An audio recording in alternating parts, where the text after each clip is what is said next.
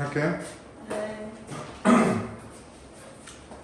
수능 특강 언어의 매체 페이지 50쪽에 나와 있는 1번 문제부터 해설을 진행하겠습니다. 1번 보면 가와 나를 참고할 때 보기의 조건에 맞는 말로 적절한 것은 이라고 나와 있는데요. 일단 가는요 자음체계표가 되겠죠. 가에 나와 있는 게 자음체계표가 되는데 우리말의 자음은 토탈 19개가 존재한다라고 하는 건 알고 계실 거고요. 조음 위치에서 조음이라고 하는 두 글자는 소리를 만들다라고 하는 뜻이 조음이라고 설명했으니까 크게 특이사항도 없으실 겁니다. 그리고 평음이 있고 격음이 있고 경음이 있는 예를 삼지적 상관속이다라고 말하면서 우리말은 삼중체계를 이루고 있다라고도 설명을 드렸고 이 삼중체계는 중세 국어 시기부터 진행이 되었다. 그리고 거기 아래 나와 있는 파열음, 마찰음, 하찰음이라고 하는 건 성대가 울리지 않는 안 울림 소리라고 했고 아래 나오는 비음과 유음은 울림 소리라고 했습니다. 그래서 안 울림 소리와 울림 소리의 개수를 알아보시면 자음에서 울림 소리는 4개, 안 울림 소리는 총 15개가 존재한다 라고 보시면 될 것 같고요. 나에 나와 있는 건 모음체계표입니다. 나에 나와 있는 건 모음체계표인데 모음 중에서도 단모음과 관련된 단모음체계표가 되겠죠. 우리말엔 단모음은 총 10개가 있을 거고 나머지 이중모음은 총 11개가 있을 겁니다. 그런데 단모음 체계표에서 위라고 하는 거와 외라고 하는 것은 원칙적으로는 단모음이다. 그런데 허용하는 것은 이중모음을 허용한다. 라고 말씀을 드렸으니까 앞에도 봤으니까 그 내용은 크게 문제가 될 것 같지는 않습니다. 그와 관련해서 아래 볼게요. 기역과 니은 보시면 첫 음절의 표기, 두 번째 음절의 표기인데 거기 나와 있는 음절이라고 하는 건 결국 음운이 모여서 한 번에 발음할 수 있는 최소의 단위를 음절이라고 할 거고 음절의 예를 하나 지어서 보시면 강이라고 하는 글자가 있다라고 했을 때 기역을 초성, 아를 중성, 이음을 종성이라고 한다라고 했으니까 각 부분별로 뭐라고 명칭 부르는지 어렵지 않겠죠? 아래 거 해설 안 할 거예요. 어차피 아래 나와 있는 건 자음모음 분류기 때문에 체계표에 대해서만 복습 겸 한번 말씀드렸고요. 정답은 3번으로 끝날 겁니다. 어렵지 않았던 문제. 2번 문제 넘어가서 볼게요. 옳지 않은 것은 음운이란 음운 동그라미 쳐보시면 밑줄이죠. 말의 뜻. 거기 나와 있는 말의 뜻이라고 하는 걸 같은 말 의미라고 보시면 된다고 했습니다. 말의 뜻을 구별이라고 나와 있는 구별 밑줄 쳐보시면 구별 같은 말, 변별 같은 말, 분화 같은 말 구분이 된다고 했죠. 단 항상 말씀드립니다. 진이다라고 하는 말과는 다른 뜻을 가지고 있다고 했습니다. 형태소는 뜻을 가지고 있다는데 음운은 말의 뜻을, 의미를 구분하는 역할을 하기 때문에 진이다와 구분하다의 의미 차이를 잡고 계시고요. 구별해주는 가장 작은 소리의 단위이다. 우리 머릿속 가로쳐 보시면 그러면 음운이라고 하는 건 우리 머릿속에 존재하니까 추상적일 거예요. 구체적일 수가 없겠죠. 추상적인 음운이라는 개념이 있기 때문에 여러 사람들이 기억을 각기 다른 음성으로 발음해도 기역을 앞에 가로 여시고 발음까지 가로 닫아보시면 여기는 지금 음성이라고 하는 개념이 나와 있는데 음운이 머릿속에 있는 추상적이라면 음성은 구체적이고 물리적인 소리가 음성이라고 보시면 됩니다. 그것을 하나의 소리로 인식하는 것이다. 음운을 구별할 때 네모 최소 대립상 지난 시간에도 최소 대립상 단어에서 단위관계 설명할 때 했던 것처럼 똑같이 적용시켜 보시면 밑줄 하나의 음운에 의해서만 뜻이 구별되는 단어들의 쌍. 그 말은 즉슨 한 가지 음운만 다르고 나머지 의문은 같아야 한다라고 말하는 게 의문의 변동이라는 거예요. 그 최소 대립상이라고 해요. 아래에 보시면 여러 가지 단어가 나와 있고요. 1번부터 5번까지 바로 가서 보겠습니다. 1번 보시면 볼, 불, 발은, 중성 동그라미 치면 오, 우, 아가 되겠죠. 한 가지로 인해서 뜻이 구별되기 때문에 오, 우, 아를 각기 다른 의문이라고 볼 수 있고 맞는 말이 되겠네요. 최소 대립상을 근거로 본다면 2번 풀은 초성 자리에 있는 의문 비읍과 피읍이죠. 각기 다른 의문이다. 맞는 말이 되겠네요. 3번 종성 자리에 있는 걸로 달라지니까 맞고요. 4번 첫 음절의 초성 자리에 있는 의문으로 인해라고 나와 있는데 주의해야 될 건 이거야. 우리라고 하는 단어처럼 우리 국어에서 초성에 이음이 올 경우에 우리 얘를 의문으로 인정을 하지가 않죠. 우리라고 하는 건 모음이라고 말하는 우로 시작하는 거지 자음, 이음으로 시작하는 건 아닐 거 아니야? 그래 정답은 4번으로 끝나겠죠. 됐어요? 넘어가 3번 문제 보겠습니다. 용언의 어간에 어미가 결합할 때 메모 쳐보세요. 용언의 어간에 어미가 결합할 때 밑줄, 탈락 또는 축약. 그러면 상식적으로 뻔한 거예요. 축약이라고 하는 건 그에 대한 재료인 변태가 필요하겠죠. 탈락이라고 하는 건 모음이랑 만나면 탈락이 일어날 거니까 그 부분에 대해서는 크게 어렵지 않을 겁니다. 이어서 볼게요. 용언의 어간에 어미가 결합할 때 탈락 또는 축약이 일어나는 경우가 있다. 탈락은 탈락 동그라미 쳐보시면 있던 의문이 없어지는 현상으로 1번 자음분 단수나 2번 리을 탈락, 3번 희응 탈락, 4번 탈락, 5번 동일 모음 탈락. 탈락에는 크게 5가지가 존재한다고 구분하시고 용언에서는 어간의 끝음절에 있는 의문이 특정한 의문으로 시작하는 어미와 만날 때에 탈락이 일어나는 경우가 있다. 축약은 축약 동그라미 인접한 두 의문이 합쳐져서 제3의 의문으로 바뀌는 현상으로 동그라미 쳐 변태만 그 변태가 축약의 재료니까 그 변태만 정확히 보시면 되겠죠. 이와 관련해서 바로 1번으로 갈게요. 멀 플러스 니라고 하는 어간과 어미가 만났더니 머니가 되었답니다. 원래 있었던 리을이 사라졌으니까 리을 탈락이 될 거고요. 1번은 리을 탈락. 2번 변태가 나왔고요. 변태가 만나서 거센 소리로 바뀌었으니까 축약이 되겠죠. 3번 가라고 하는 글자에 아라고 하는 모음, 가라고 하는 글자에 아라고 하는 모음, 아서라고 하는 글자에 아라고 하는 모음을 같이 보시면 모음이 2개가 있어야 되는데 가름하니까 가서라고 아가 2개 있었는데 아가 1개로 바뀌었답니다. 그럼 이런 것을 뭐라고 하냐면 동일 모음 탈락이라고 설명을 하고요. 4번 변태 나왔죠. 축약 어렵지 않을 거고 5번 잠그아라고 나와 있는데 거기 나와 있는 대로 보시면 잠그아가 잠가라고 발음이 된대요. 원래는 의도 있었고 아도 있었는데 아만 있으니까 의가 사라졌으니 여기는 탈락이 돼야죠. 축약이 아니라. 축약은 그래서 공식처럼 얘만 기억하시면 된다고요. 축약이 일어나는 경우는 얘만 기억하시면 당연히 5번이 쉽게 풀리실 거고요. 4번 가겠습니다.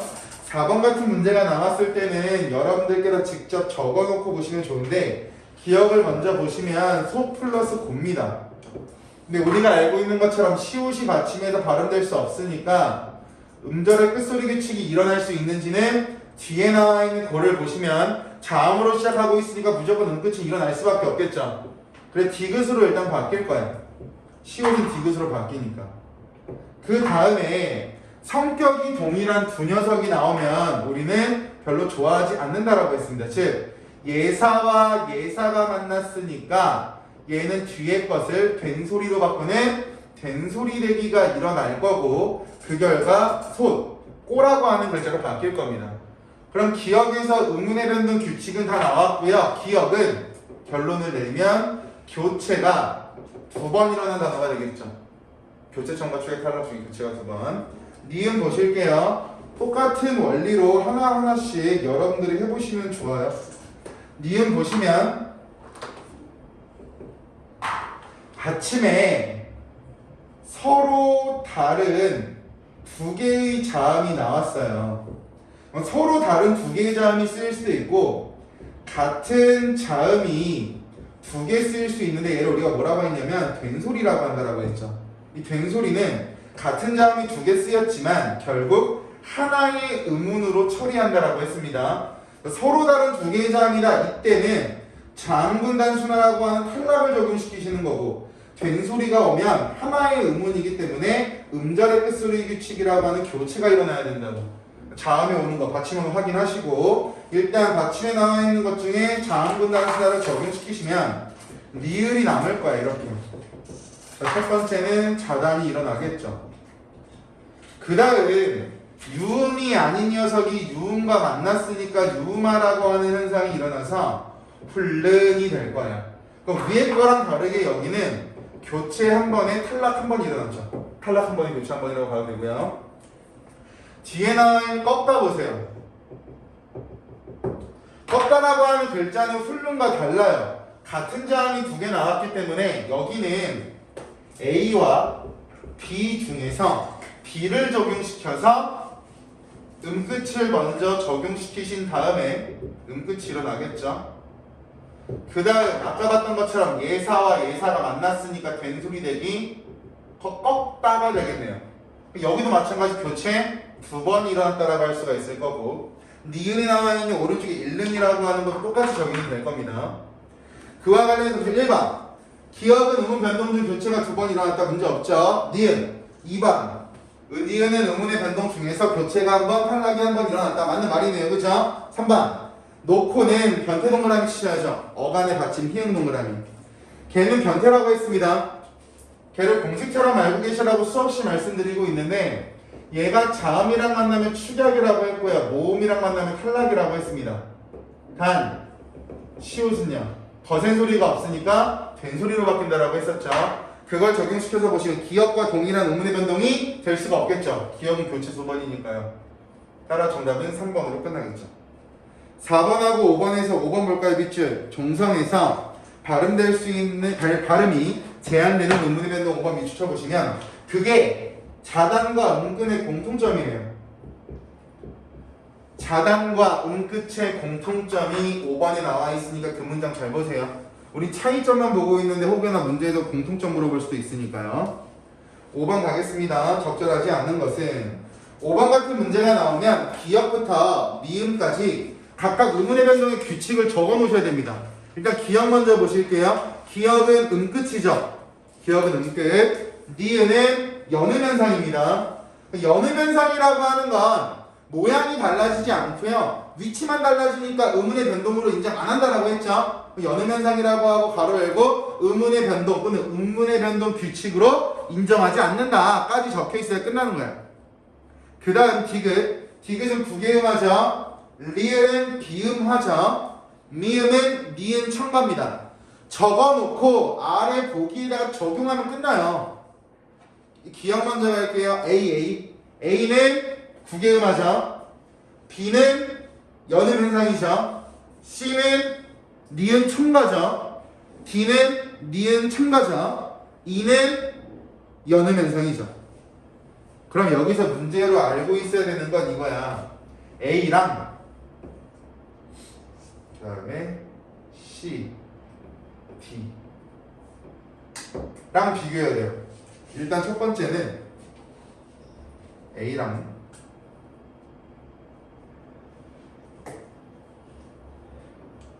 C랑 D랑 여기에 B가 들어가도 상관없을 거 아니에요? 비교해야 되는 포인트는 이랑이라는 두 글자죠. 여기서 A와 B에 나오는 이랑은 조사입니다. 그래서 형식 형태소예요. 반면에 C와 D에 나오는 이랑은 명사입니다. 그래서 실질 형태소예요. 그래서 조사로 쓰이면 형식, 명사로 쓰이면 실질이라고 하는 건 당연히 환경이 다를 거예요. 왜? 예를 한 가지만 들을게요. 더 설명 안 할 겁니다. 구개음하라고 하는 것은 디귿과 이가 만나면 지읒으로 바뀐다. 이게 구개음화였는데 여기서 말하는 이 이라고 하는 건 형식 형태소일 때만 구개음화가 일어나요. 그러니까 아래 나와 있는 C와 D는 명사이기 때문에 구개음화가 일어날 수가 없겠죠. 차이점 부분에서 알고 계시면 될 것 같아요. 적용해서 본다면 정답은 4번이라고 하는 걸 찾을 수 있을 거고요. 나머지는 여러분들께서도 충분히 할 수 있을 것 같습니다. 3번은 세개 적용된 것도 할 줄 아시죠? 제가 니은 첨가라고만 말씀드렸지만 앞에는 디귿이 바뀌어야 되고요. 비음화도 일어나야 됩니다. 단적으로 보이는 것만 말씀드린 이유는 저는 이것만 설명드리려고, 간단하게 얘만 설명드리려고 특이한 것들, 중요한 것만 말씀을 드렸고 나머지는 각자 하는 걸로. 넘어가서 54쪽 가겠습니다. 1번 기역과 니은과 디귿 나와 있는데 일단 기역 보세요. 기역에서 일어난 의문의 변동 현상을 옆에다가 적어놔야 된다고. 그러고 아래 걸 보면 좋은데 일단 변태 나왔죠? 그럼 변태부터 처리해야겠네요. 뭐가 돼? 다 T다라고 하는 축약이 먼저 일어날 겁니다. 그런데 시조음과 형식 형태소가 만나면 뭐가 일어나요? 구개음화가 일어나야겠죠. 그래서 최종 발음 뭐가 된 거예요? 다 치다가 된 거지. 구개음화가 바로 일어났다라고 말하면 틀립니다. 이 단어에는 축약 하나, 교체가 하나 일어난 거죠. 그럼 뒤에 나와 있는 니은도 마찬가지입니다. 받침에 발음할 수 없으니까 일단 디귿으로 바꾸겠죠. 그럼 음끝이 일어나겠네요. 그 다음 비음과 비음이 아닌 녀석이 만났으니까 겉모양이라고 말하는 비음화가 일어나겠네요. 여기는 교체가 2번 일어난 케이스가 되겠네요. 교체청과 축약 탈락의 횟수까지 미리 적어놓는 이유는 문제에서 물어보는 경우가 많아. 어차피 그냥 자기가 써보려면 그 정도까지 쓰라고. 왔다 갔다 안 하게. 디귿 서로 다른 두 개의 자음이 와있죠. 그리고 축약까지 일어났죠. 축약, 차단이 되겠죠. 한쪽으로 1번 가겠습니다. 기역에서는 음절의 끝에 자음이 다른 자음으로 교체되는 의문의 변동이 일어나는 곳이라고 나와 있습니다. 음절 끝에 자음이 다른 자음으로 교체된다라고 하는 건 음끝이잖아요. 음끝 안 일어나니까 1번 틀렸죠. 2번 음절 끝에 자음이 그 다음 음절의 자음과 동일하게 바뀐다. 음절 끝에 자음이 그 다음의 자음과 동일하게 바꾸진 않죠. 성격만 같아질 뿐, 방법만 같아질 뿐 동일하진 않습니다. 3번 니은에서 2번 일어난다고 아까 봤고요. 기역과 디귿에서 3번 아니죠. 정답 4번이죠. 변태 나오면 좀 축이야. 5번은 의문의 개수 세는 거니까 직접 해보시고요. 2번 갈게요. 동화음은 동화음 동그라미 밑줄 동화를 일으키는 음은, 반면에 피동화음 동그라미 밑줄 동화음에 영향을 받는 음은. 예를 들어 볼까요? 신, 라라는 글자가 있어요. 얘가 발음을 하면 실, 라라고 하겠죠. 그죠? 여기는 동화음이라고 하는 건 영향을 주는 녀석이니까 리을 때문에 니은이 바뀌는 거죠. 그럼 얘를 동화음이라고 할 거야. 영향을 주는 녀석이니까. 반면에 영향을 받는, 즉 달라지는 이 니은이라고 하는 녀석이 피동화음이 될 거라고 했니? 그 뒤에 나오는 건 순행사문 역행이잖아요. 그죠? 그거 우리 지난번에 한번 했었거든요. 역행이라고 하는 건 뒤에서 앞으로 영향을 준다고. 이 역행이라고요. 그럼 신라와 같은 형태가 되겠죠. 반면에 앞에서 뒤로 영향을 주는 경우가 있어요. 이걸 순행이라고 합니다. 예를 들어서 찰, 나의 순간이라고 했을 때 얘는 앞에 있는 게 뒤로 영향을 줘서 찰, 나의 순간이라고 발음하잖아요. 순행이라고 하고요. 상호는요, 서로 영향이야. 그렇기 때문에 앞에 것도 달라지고 뒤에 것도 달라지는 대표적으로 백모가 있겠죠. 발음하면 뱅, 동그라미, 니은이라고 하는 비음 두 가지가 동시에 다 바뀌니까 이런 걸 상호라고 설명한다고요. 이와 관련해서 방금 말씀드린 것 바탕으로 보시면 정답 4번이라고 하는 건 어렵지 않게 찾을 것 같아요. 정답 설명 안 하겠습니다. 3번 음절의 끝에서는 의문의 변동이 일어나지 않기도 하지만 탈락, 교체 등과 같은 의문 변동이 일어나기도 한다. 즉 밑줄 음절 끝에 자음문이 올 경우 한 자음이 탈락, 밑줄 같은 말 자음문 단순화. 거기서 말하고 싶은 의문의 변동 규칙은요 자음문 단순화입니다. 또한 여기 밑줄 음절 끝에 마찰음 파찰음이 오거나 파열음 등 거센소리 된소리가 올 경우에는 모두 파열음의 예사소리로 교체한다. 아래 적어놔야죠. 음절의 끝소리 규칙. 예컨대 음절의 끝에서 일어나는 음운 변동으로만 흔정할 때 걷다에서처럼 음운의 변동이 일어나지 않는 경우도 있지만 넓다에서처럼 탈락이 일어나는 경우, 깎다처럼 교체만 일어나는 경우, 읍다에서처럼 탈락과 교체가 모두 일어나는 경우가 있다. 옳지 않은 거 1번 담다라고 하는 건 탈락이나 교체가 모두 일어나지 않는다라고 나와 있습니다. 여기서 말하는 이 담다라고 하는 글자는 여러분들이 눈으로 보는 것처럼 교체라고 하는 된소리 되긴 일어났죠. 그런 거 틀렸고요. 2번 없다라고 하는 건 탈락만 일어나는 것이 아니라 된소리 되기라고 하는 교체까지 이런 거 틀렸죠. 디귿 3번 옴다라고 하는 것도 마찬가지 자음분 단순화랑 된소리 되기가 동시에 일어났네요. 그죠? 틀렸고 4번 같다라고 하는 것도 교체만 일어난다라고 나와 있지만 끝이 일어나고요. 된소리 되기가 일어나니까 교체만 일어났네요. 탈락 없이요. 정답 5번이죠. 탈락 교체가 모두 일어난다라고 하는데 이시라고 하는 글자에 받침 동그라미 쳐보세요. 쌍시옷.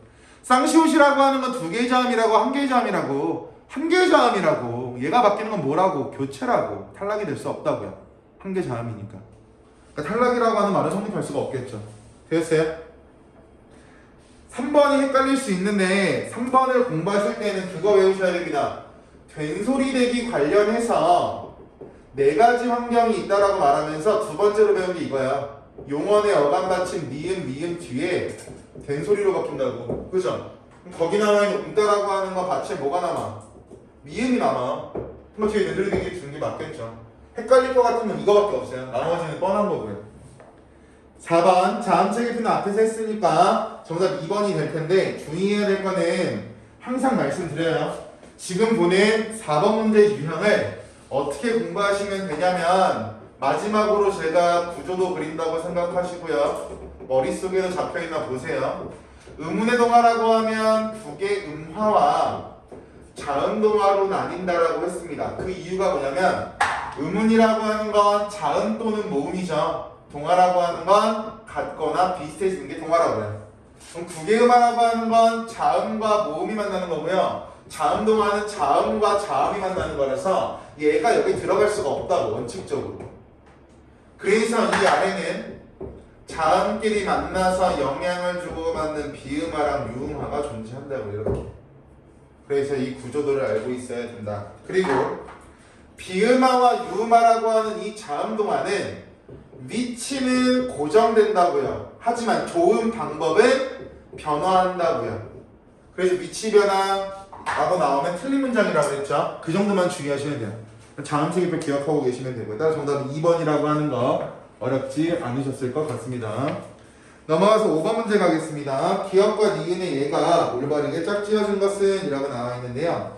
5번은 별표시 막아놓고요. 이게 아까 제가 말씀드렸던 그 된소리 되기 항목이라고 보시면 되는데요. 조금 더 들어가서 보기를 보셔야 됩니다. 국어의 된소리 되기에는 여러 종류가 있는데 규칙적인 것으로 2가지가 있다. 하나는 1번 비읍, 디귿, 기역과 같은 자음 뒤에서 일어나는 된소리라고 나와 있는데 그 위에다가 이렇게 적으시면 돼요. 예사와 예사가 만나서 이 뒤에 있는 예사가 된소리로 된다죠. 우리가 가장 흔하게 중학교 때부터 봤던 거. 한 줄만 내려가서 오른쪽 끝에 볼게요. 이러한 된소리 되기는 예외가 없으며 조건 충족 무조건 일어나. 예외 없대요. 대놓고 말합니다. 예외 없다. 다른 하나는 2번이죠. 아까 제가 말씀드렸던 거야. 미음, 니은으로 끝나는 용언 어감 뒤에 일어나는 된소리 되기다. 두 번째. 아랫줄 오른쪽. 이 된소리 되기는 밑줄. 앞에 된소리 되기와 달리 조건이 까다롭다니까. 아까 봤던 두 번째는요. 된소리 되기를 좀 외우고 계셔야겠네요. 그죠? 가겠습니다. 용언이라는 전제 1번 용언. 채원은 안 된다. 제가 이거 하면서 예시 뭐 들어드렸는지 기억나시면 좋은데 신발을 신다라고 했습니다. 그죠? 얘가 신고 신발을 신고 놀러 갔다라는 문장이 있다라고 생각해봐. 그럼 여기서 말하는 신고라고 하는 건 신다라고 하는 용언이 형태를 바꿨으니까 용언의 활용형이다라고 설명을 할 수가 있겠죠. 활용이라고 하는 게 형태가 달라지는 거니까요. 얘가 나왔을 때 vs 비교해야 되는 건 신고라고 하는 두 글자입니다. 너 신고할 거야 라고 했을 때 신고라고 하는 명사 체험. 여기는 일어나고요. 여기 일어날 수가 없다고요. 이 차이를 가지고 본다면 이 문장은 어렵지 않았을 겁니다. 또 2번 어간 뒤에 오는 형태소도 대개 밑줄 어미에만 국한된대요. 전미사 안 된다. 전미사 안 된다. 그 전미사 안 된다가 중요해. 피동전미사 하동전미사 있잖아요. 걔네는 안 된다는 말이야 이게. 어미랑 전미사는 다르잖아요. 잘 보셔야 됩니다. 올바르게 짝지어진 거 정답 2번이 될 거고요. 나머지는 여기선 일단 어렵게 나온 편이 아닌데 학교에서 얘를 가지고 어미에만 국한된다 vs 전미사 적어놓으셔야 돼요. 피동전미사 이희리기 우구추 있잖아요. 사동전미사 이희리기 우구추 피동 이희리기 그거가 장난치실 거라고. 어미에만 국한된다가 중요한 포인트라고요. 잘 보셔야 됩니다. 진짜로. 1번 다음 페이지. 형태소는 형태소 동그라미 밑줄 의미 두 번째 밑줄 가진.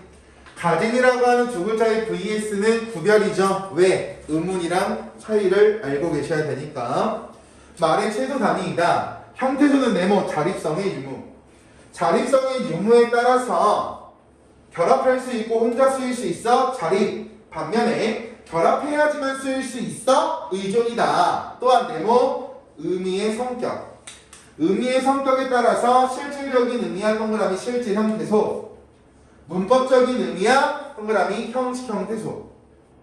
단어는 한 형태소 또는 형태소의 결합형 중에서 자립하여 쓰일 수 있는 단위를 말한다. 1번 자립하여 쓰일 수 있는 말.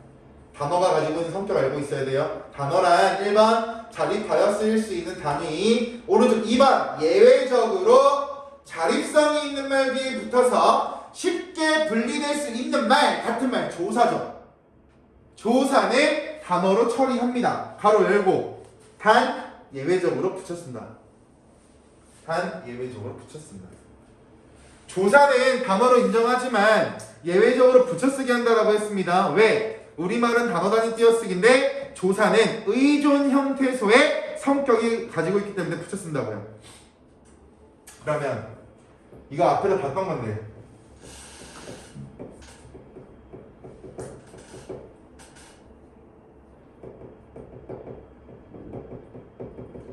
지난주 주말에 수업할 때 조사와 어미 중에 단어만 조사로 인정받는 이유에 대해서 오른쪽 짝줄이 봤거든요.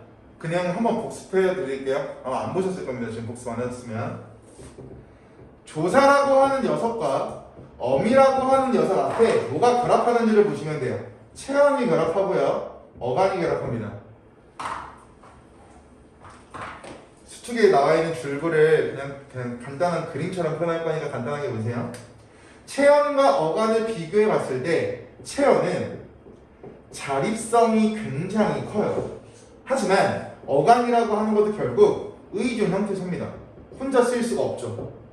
그러면 얘도 의존성을 가지고 있고 얘도 의존성을 가지고 있는데 끼리끼리가 만났으니까 진짜 의존성만 커지겠네요. 반면에 자립성이 엄청 큰 체험과 조사가 만났어. 그죠? 아무리 조사가 의존성이 강하더라도 체험의 영향을 조금 받을 수 있겠죠. 그죠? 그래서 조사는 완벽한 자립성이 아니라 준 자립성을 가지고 있다라고 하면서 여기서 말하는 준이라고 하는 글자가 50% 2분의 1이라고 보시면 돼요. 그래서 단어 조사와 어미 중에 조사만 단어인 이유는 앞에 오는 체험과 어간이 가지고 있는 자립성의 영향을 받았기 때문에 차이가 생긴다고요. 그 내용이 수축 오른 날개에 나와요. 한 번에 문제 풀면서 다 알고 계시면 좋으니까 말씀드렸습니다. 1번 갈까요? 1번 가기 전에 학습활동에 나와있는 형태소를 먼저 봐야겠네요. 그죠? 갈게요. 그 끊고 지금부터 끊는다라고 하는 건 형태소 구분할 겁니다. 그 끊고 새 끊고 는 끊고 우리 끊고 에게 끊고 매우 끊고 큰 끊고 기쁨 끊고 을 끊고 주 끊고 끊고 다죠. 저는 지금 단어 단위로 끊어낼게 하지 않았고요. 형태소로 끊었습니다. 그럼 1번 형태소 14개다. 맞는 말이네요. 2번 그새 우리 매우는 자립 형태소이다. 맞는 말이네요. 3번 기쁘 주 가로쳐보세요. 기쁘 주라고 하는 앞에 나와 있는 건 어간이고요. 어시라고 하는 거 동그라미 쳐보면 어미야. 그죠? 제가 이거 설명할 때 자립성의 유무로 나눌 수 있고 의미의 성격으로 나눈다라고 했을 때 특이한 지배력이 있다라고 했어요. 자립성은 둘 다 없기 때문에 의존이라고 하지만 의미를 본다면 어미는 형식이고 같은 의존이긴 하지만 얘는 뭐가 된다? 실질이 된다라고 하면 차이점이 생긴다고요. 그럼 오른쪽 보자. 나이면서 라라는 공통점이 있을 수가 없겠죠. 정답 3번 끝. 4번, 5번은 알 수 있을 거고요. 5번 내용은 조사 찾는 거니까 조사가 무엇인지 아시겠죠? 크게 어렵지 않을 거라서 2번 가겠습니다. 기억을 바탕으로 단어의 구조에 대해서 이해한 것이다. 단어의 구조 네모 쳐보세요. 문제에서 단어의 구조가 나오면 가장 먼저 뭐가 떠올라야 돼? 어근과 접사가 떠올라야 되고 2번 단어의 구조 나오면 단일어 떠오르고요. 복합어 떠오르고요. 합성어 떠오르고요. 파생어 떠오르고요. 접두파생어, 접미파생어 떠올라야 되고요. 우리말의 문장 구조 또는 문장 배열 방식이라고도 나오죠. 에 따라 통사, 비통사 떠올라야 되고요. 의미에 따라서 대등, 중소, 융합이 떠올라서 접근하시면 돼요. 됐죠? 단어의 구조 또는 단어의 짜임이 나왔을 때는 무조건 1, 2번. 이게 잡혀야 문제 풀기가 쉬워. 그러면 내용이 내가 아는 내용처럼 보여지기 때문에 간단하게 보인다고. 갈게요. 어근은 어근 동그라미. 밑줄 단어의 실질적인 의미. 접사는 접사 동그라미. 어근에 붙어서니까 접사는 의존성이네요. 접사가 어근에 붙어서니까 의존성이라고. 그러면 단일어라고 하는 건 어근과 접사 중 한 개만 쓰여야 단일어잖아. 그럼 접사가 어근에 붙어서니까 당연히 얘는 어근 한 개지. 거기 나와 있는 것만 놓고 봐도 단일어가 뭔지 모른다고 가정했을 때 특정한 의미를 더해준다. 1번 특정한 의미. 2번 문법적 기능을 덧붙인다. 그럼 접사가 하는 기능은 크게 두 가지라고 보시면 돼요. 의미 더하기, 문법적 기능 덧붙이기. 어근 앞에 붙어 접두사, 뒤에부터 접미사. 그런데 접미사의 역할과 기능이 크다라고 했죠. 어떤 단위를 층위를 두고 분석할 때 1차적으로 둘로 쪼개져 나오는 각각을 네모 직접 구성 요소. 이 직접 구성 요소가 뭐냐면 이 얘기야. 잘 봐. 단어가 아니지만 직접 구성 요소 분석하는 건 이거예요. 의문의 동화를 둘로 쪼갰더니 나오는 이런 게 직접 구성 요소라고요. 됐어요? 이런 구조가 단어가 아니지만 이를 통해 단어 형성 방식을 알아볼 수 있다. 우리말의 단어 구조에는 하나의 어근으로 이루어진 단일어, 직접 구성 요소로 쪼갰을 때 둘 다 어근인 합성어, 하나가 접사인 파생어가 있다. 합성어와 파생어를 복합어라고 한다. 까지 끊어보세요. 여기까지 우리가 알고 있는 일반적인 말이죠. 그 다음부터가 중요합니다. 단어를 만들 때는 1번 합성이 이루어진 뒤 다시 파생. 1번 합성이 이루어진 뒤 다시 파생. 2번 파생이 이루어진 뒤에 합성이 된다. 이렇게 여러 가지 층위의 복합적인 과정이 나타난다. 이때 구조를 파악하기 쉽지 않지만 단어를 밑줄 직접 구성 요소로 나누는 과정을 통해 어떤 층위를 거쳐 단어가 만들어졌는지 알 수 있다. 그러면 직접 구성 요소를 활용하는 이유는요. 단어가 어떻게 형성되는지 알기 위해서가 되겠네요. 별도로 공부하지 말고 이 보기로 가져가라고. 1번 갈게요. 제주꾼이라고 하는 것을 직접 구성 요소로 쪼개볼까요? 제주꾼? 그러면 제주 플러스 꾼이 될 거야. 이렇게. 이게 직접 구성 요소입니다. IC라고도 말해요. IC 분석 뭐 이렇게도 말해요. 어근 제주의 꾼 결합해서 파생어를 만들었습니다. 맞는 말이네요. 2번 갈게요. 살얼음. 살얼음이라고 하는 글자도 일단 잘 봐. 살이라고 하는 글자와 얼음이라고 하는 글자가 결합했다라고 우리가 직접 구성 요소로 나누는 건 어렵지가 않을 거예요. 그죠? 근데 얘들아, 이 얼음이라고 하는 건 얼다라고 하는 얼이라고 하는 어간 뒤에 음이라고 하는 전미사가 또 붙은 거야. 됐어? 설명볼게. 어근 살에 어근 어를 결합하여 라고 나오죠. 잘 보세요. 여기 나와 있는 이 살이라고 하는 게 어근이야? 얼음은 얼음인데 살짝만 얼음이죠. 그죠? 특별한 점을 더해지니 접사예요.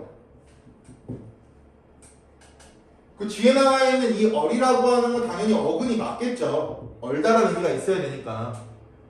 그럼 어근살이 아니라 접사살에 어근어를 결합해서 파생어를 만들고 이 파생어의 어근에 전미사 마찬가지 뒤에 또 뭐가 와? 접사. 우리 마지막에 1번, 2번 하면서 뒤에서 밑주신 것들 있잖아. 여러 가지 층위가 섞여 있다고. 그 층위가 살얼음이라고 보시면 돼요.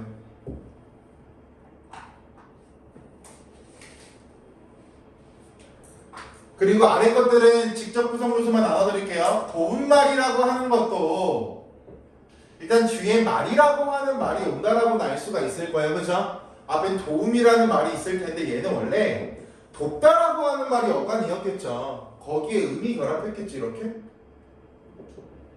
됐어요? 접사와 어근은 구분할 줄 알 거고 4번은 민물고기라고 하는 것도 크게 어렵진 않겠죠? 써드릴까요? 민물고기를 지금 여기 어떻게 보고 있냐면 고기를 한 개 단어로 보고 있고 민물이라고 하는 단어를 한 개로 보고 있고 민 플러스 물이라고 보고 있는데 여기 나와 있는 민이 접사다. 얘 어근이다. 얘 어근이다. 이 얘기 없는 거예요. 됐어요? 그러면 잘 보세요. 얘는 파생어죠. 얘는 파생어죠. 근데 얘랑 더해진 얘는 뭐야? 얘는 합성어라고. 최종 단어는 합성어지 파생어라고 보시면 안 돼요. 혹시 몰라서 쎄가지고 한 번 더 말씀드렸습니다. 민물만 보면 파생어, 민물고기 합성어. 물이 어근이니까 결론적으로. 5번도 마찬가지 똑같은 원리로 나눠보시면 금방 이해가 되실 거고 이 문제가 어렵게 나오면 복잡하게 나올 거거든요. 잘 보셔야 됩니다. 중요한 문제입니다. 나올 것 같아요. 나올 것 같아요. 이 정도만 나와도 시간 뺏기 딱 좋아. 아니면 단답형이 나온다라고 한다면 직접 구성조 쓰라고 할 수도 있어요. 여러분들한테. 나누라고. 잘 보세요. 3번. 품사통용이라고 하는 건 제가 수업하면서도 말씀드렸죠. 하나의 단어가 여러 가지로 사용되는 걸 품사통용이라고 한다. 품사통용이 나타난 예로 적절하지 않은 것은 여기 밑줄 하나의 단어가 둘 이상의 품사로 쓰이는 경우 이를 품사통용이라고 한다. 품사통용 뭐라면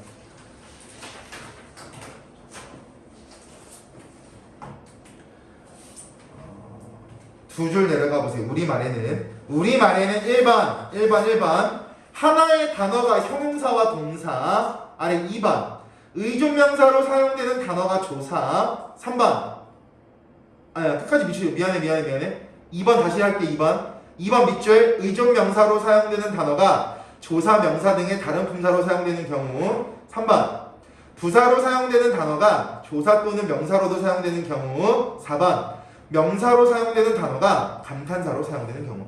그럼 여기 나와 있는 1, 2, 3, 4가 아래 나와 있는 문제에 적용이 되어 있겠죠. 그죠? 1번 갈게요. 물과 같은데 띄어쓰기 되어 있죠. 띄어쓰기 표시해보세요. 띄어쓰기를 파악하는 것도 굉장히 중요해요. 띄어쓰기만 알고 있어도 굉장히 유용하거든요. 2번 학교 뒷뜰에 눈같이 붙여쓰기 되어 있네요. 그죠? 그러니까 아래 나와 있는 눈같이는 체험이랑 결합하고 있으니까 부사가 될 거야. 위에 띄어쓰기 되어 있으니까 단어겠죠. 그죠? 띄어쓰기가 되어 있는 같은 단어니까 당연히 부사가 될 거예요. 여기서 같이라고 하는 게 조사로 쓰일 때는 어떤 거냐면 뭐뭐처럼 앞에 오는 녀석 있죠? 의 특징을 지니고 있다라고 해석하시면 돼요. 즉 눈같이라고 하면 하얀색처럼 또는 눈처럼이라고 해석하면 된다고요. 처럼이라고 하는 글자를 넣었을 때 말이 되면 조사라고 보시면 돼요. 처럼. 그럼 1번은 맞는 말이네요. 2번 만세라고 나와 있는데 뒤에 느낌표랑 같이 나왔네요. 그죠? 대한독립 만세는 뭐야? 감탄사죠. 반면에 만세를 조사 썼네요. 그죠? 그 조사가 뒤에 나오니까 당연히 앞에 나오는 건 뭐가 돼요? 명사가 될 거야. 명사 감탄사 품사 통역 맞네요. 3번 너밖에 없다. 우리는 밖에 있자라고 나오죠? 그럼 너밖에는 붙여쓰기 돼 있네. 그지? 그럼 위에 나와 있는 밖에는 조사라고 하는 건 어렵지 않을 거예요. 그죠? 아래 거 볼게요. 우리는 밖에 있자라고 나오죠. 띄어쓰기 돼 있네. 그죠? 그럼 이 밖에라고 하는 두 글자를 한 단어라고 볼 수가 없겠죠. 아웃이라고 하는 의미를 담고 있으니까 얘는 명사 플러스 조사가 될 거라고. 하나가 통용되는 게 아니라 결합된 게 통용된다랑 여기서 말하는 품사 통용은 연관성이 없기 때문에 정답은 3번으로 끝나겠죠. 4번 보시면 크지가 나와 있는데 4번에 위에 나와 있는 동사죠. 아래 나와 있는 형용사고. 크다는요 동사로 사용될 때는 예를 들어 잘하다 라는 의미가 있어요. 동사고요. 형용사로 사용될 때 수치, 숫자를 나타내는 경우가 형용사라고 보시면 돼요. 5번에 만큼이라고 하는 두 글자가 나와 있는데 위에 건 띄어쓰기 돼 있죠. 아래 거 붙여쓰기 돼 있죠. 만큼 앞에 나오는 걸 보시면 까다로운 원래 모양은 용언이네요. 근데 관형사형 어미랑 만나서 관형어의 역할을 하고 있습니다. 그럼 위에 거 의존, 명사, 아래 거 앞에 채워놨으니까 조사가 되겠죠. 이게 품사통형이라고 해요.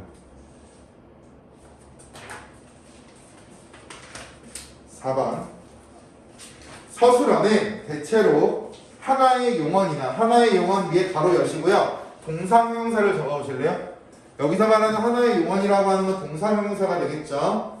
동사형용사나 그 다음에 밑줄 체험 플러스 이다. 여기서 말하는 이다라고 하는 건 서술격 조사 이다가 될 겁니다. 둘 이상의 용언이 결합하여 이루어지는 경우 둘 이상의 용언이 결합 가로쳐보세요. 얘를 복합용언이라고 설명합니다. 둘 이상의 용언이 결합한다. 얘를 복합용언.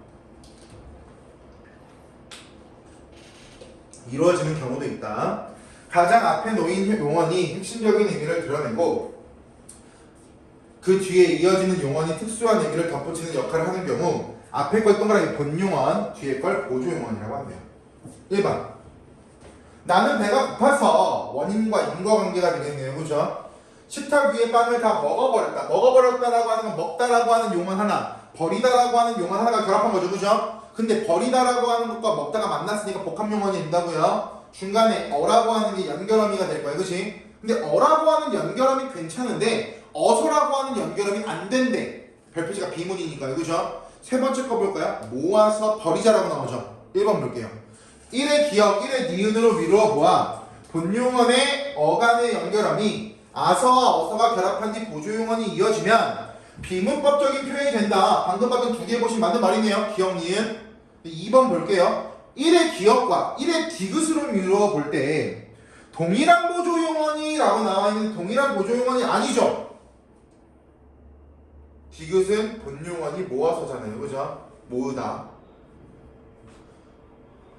동일한 보조용언이 문맥에 따라 각기 다른 의미를 덧붙이는 경우도 있다. 2번이 틀렸으니까 정답은 2번으로 끝나겠죠. 2번으로 끝나겠죠. 1의 디귿에서는 본용언을 보셔야죠. 모아서잖아. 환경 자체가 다르다고요. 보조용언을 비교할 수가 없는 문제가 되겠죠.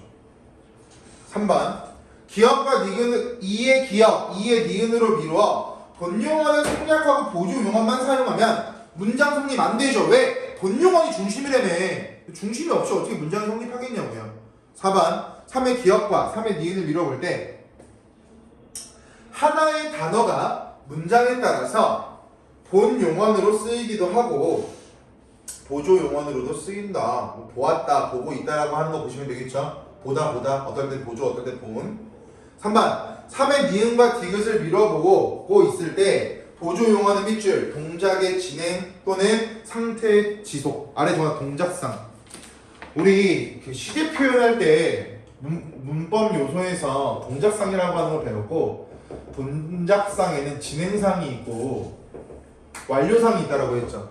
진행상은 ing의 개념이고요. 완료상은 pp라고 했습니다. 완료 지속. 그런데 그 중에서도 뭐뭐고 있다라고 하는 녀석은 경우에 따라서 진행도 되고 경우에 따라서 완료도 돼서 중의적이다라고 우리 날개에서 봤어. 수특 날개에서. 수특이 나와 있는 내용이에요. 이거 제 배경 지식을 갖고 온 게 아니라 우리 수업할 때 이 내용이 나왔었거든요. 그래서 거기 나와 있는 내용이 앞에다 복합적으로 활용되고 있는 거예요. 그래서 문장 파트 들어가서 문제 할 때도 여기까지 정확히 알고 계셔야 됩니다. 5번 규칙 활용과 불규칙 활용. 규칙 활용 갈게요. 용어는 활용할 때 활용이라고 하는 두 글자일 때는 형태가 변하다죠. 형태가 변할 때 어간의 형태가 일정하게 유지되거나 형태가 달라지도록 밑줄 일정한 규칙으로 설명할 수 있는 것. 여기서 말하는 일정한 규칙이라고 하는 게 의문의 변동이라고 보시면 됩니다. 설명할 수 있는 것. 어간이 리을로 끝날 때 나바사에로 시작하는 어미나 어미 오리을 등이 이어지면 어간의 끝 리을이 탈락하거나 리을 중 하나가 나타나지 않는 리을 탈락. 어간이 으로 끝날 때 일부 모음으로 시작하는 어미가 이어지면 어간 끝 의가 탈락하는 의탈락은 규칙 활용이다. 불규칙 활용. 용언이 활용할 때 어간 또는 어미의 형태가 일정하게 유지되지 못하고 변하는 것인데 1번 어간이 변하는 경우가 있고 2번 어미가 변하는 경우가 있고 3번 어간과 어미가 모두 변하는 경우가 있다. 바로 여시고 뒤에 바로 여시고 변, 적용, X. 불규칙 활용은 의문의 변동을 적용할 수가 없어요. 규칙 활용은 의문의 변동 규칙 갖다 설명할 수 있지만 불규칙 활용 같은 경우에는 음변 갖다가 설명을 할 수가 없습니다. 우리말에서는 규칙 활용과 불규칙 활용을 고지니 아서 서아라 어러 등의 어미를 붙여 변화의 유형을 통해 판단하는데 밑줄 어간이나 어미가 일정한 모습을 보이면 동그라미 규칙, 밑줄 다른 모습 보이면 불규칙. 그러면 불규칙 활용과 규칙 활용을 판단한다라고 하는 그 어미들에 대해서는 여러분들이 연습을 좀 하시거나 아래 예문 갖다가 보시면 되겠죠, 그죠? 근데 정답은 쉽게 풀려요. 정답 3번으로 끝나죠. 왜? 치르렀습니다가 아니라 원래 뭐가 돼야 돼요? 의탈락 적용시켜서 치렀습니다가 돼야 돼요. 치렀습니다. 치르렀습니다가 아니라 의탈락이 돼야 돼요. 러 불규칙의 활용안으로 의를 탈락시켜서 치렀습니다가 맞지 치르렀습니다가 틀리거든요. 규칙 활용과 불규칙 활용은 좀 외우셔야 됩니다. 특히 불규칙이요.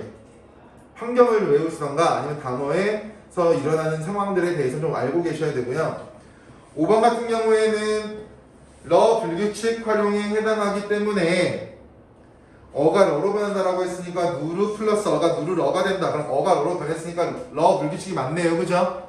불규칙이 위에 보기에 나와 있기도 하고요. 거기 나와 있는 걸 1대1로 적용시키는 거지 여러분들에게 추가로 정보를 요청하고 있는 문제는 아니었습니다. 그다음 언어 4강은 5분만 쉬었다 갈게요. 와, 1시간이었네.